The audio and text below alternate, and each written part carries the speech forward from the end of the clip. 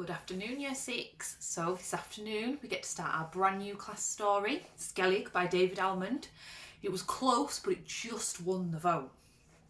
I'll read you the blurb to start with. Michael steps into the crumbling garage. What is this thing beneath the spider's webs and dead flies?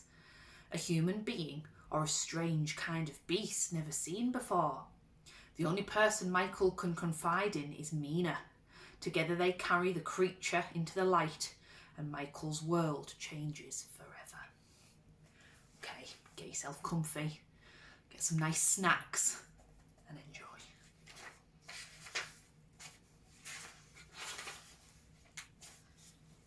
Chapter 1. I found him in the garage on a Sunday afternoon. It was the day after we moved into Falconer Road. The winter was ending. Mum had said we'd be moving just in time for the spring. Nobody else was there, just me.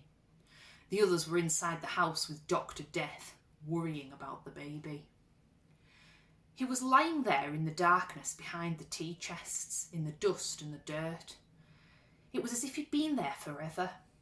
He was filthy and pale and dried out, and I thought he was dead. I couldn't have been more wrong. I'd soon begin to see the truth about him, that there'd never been another creature like him in the world. We called it the garage because that's what the estate agent, Mr. Stone, had called it. It was more like a demolition site or a rubbish dump or like one of those ancient warehouses they keep pulling down at the quay. Stone led us down the garden, tugged the door open and shone his little torch into the gloom. We shoved our heads in at the doorway with him. "You have to see it with your mind's eye," he said. "See it cleaned with new doors and the roof repaired. See it as a wonderful two-car garage." He looked at me with a stupid grin on his face. "Or something for you, lad. A hideaway for you and your mates. What about that, eh?" I looked away. I didn't want anything to do with him. All the way round the house it had been the same. Just see it in your mind's eye. Just imagine what could be done.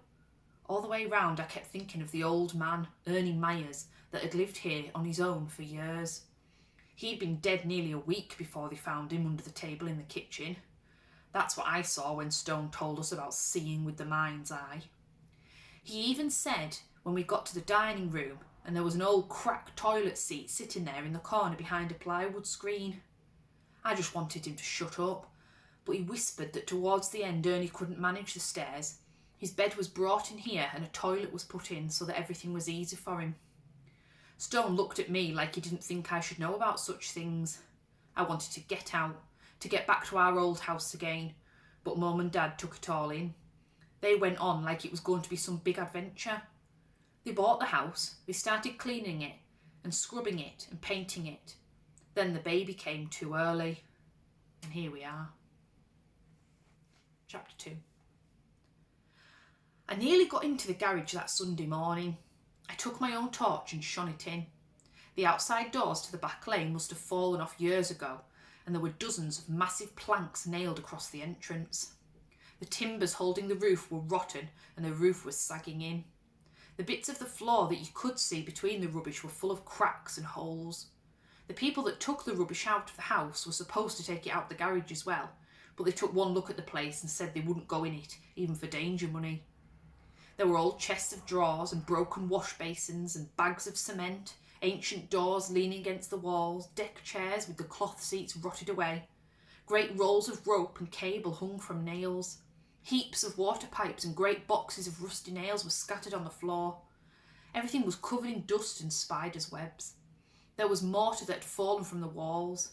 There was a little window in one of the walls, but it was filthy, and there were rolls of cracked lino standing in front of it.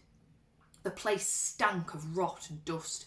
Even the bricks were crumbling, like they just couldn't bear the weight anymore.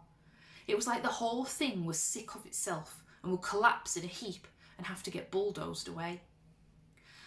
I heard something scratching in one of the corners and something scuttling about, and then it all stopped and it was just dead quiet in there. I stood daring myself to go in. I was just about to slip inside when I heard Mum shouting at me, "Michael, what are you doing?" She was at the back door. "Didn't we tell you to wait till we're sure it's safe? I stepped back and looked at her. Well, didn't we? She shouted. Yes, I said. So keep out, all right? I shoved the door and it lurched half shut on its single hinge. All right, she yelled. All right, I said. Yes, all right, all right. Do you not think we've got more to worry about than stupid you getting crushed in a stupid garage? Yes. Just keep out then, right? Right. Then I went back into the wilderness we called a garden, and she went back to that flaming baby. Chapter 3. The garden was another place that was supposed to be wonderful. There were going to be benches and a table and a swing. There were going to be goalposts painted on one of the walls by the house. There was going to be a pond with fish and frogs in it. But there was none of that. There were just nettles and thistles and weeds and half bricks and lumps of stone. I stood there kicking the heads off a million dandelions. After a while, Mum shouted that I was to come in for lunch, and I said no, I was staying in the garden. She brought me a sandwich and a can of Coke. Sorry it's all so rotten and we're all in such rotten moods, love, she said. She'd changed her tune. She touched my arm. You understand though, don't you, Michael? Don't you? I shrugged. Yeah, I said. She touched me again and sighed.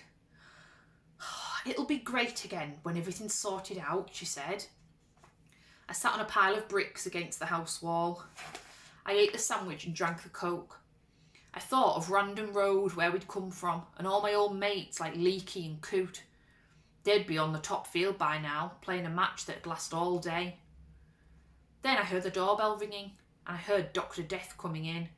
I called him Dr. Death because his face was grey and there were black spots on his hands and he didn't know how to smile. I'd seen him lighting up a fag in his car one day as he drove away from our door. They told me to call him Dr. Dan, and I did when I had to speak to him, but inside he was Dr. Death to me, and it fitted him much better. I finished the can of Coke, waited a minute, and then went down to the garage again. I didn't have time to dare myself, or to stand there listening to the scratching. I switched the torch on, took a deep breath, and tiptoed straight inside. Something little and black scuttled across the floor. The door creaked and cracked for a moment before it was still. Dust poured through the torch beam. Something scratched and scratched and scratched in a corner. I tiptoed further in and felt spider webs breaking across my eyebrows. Everything was packed in tight. Ancient furniture, kitchen units, rolled up carpets, pipes and crates and planks.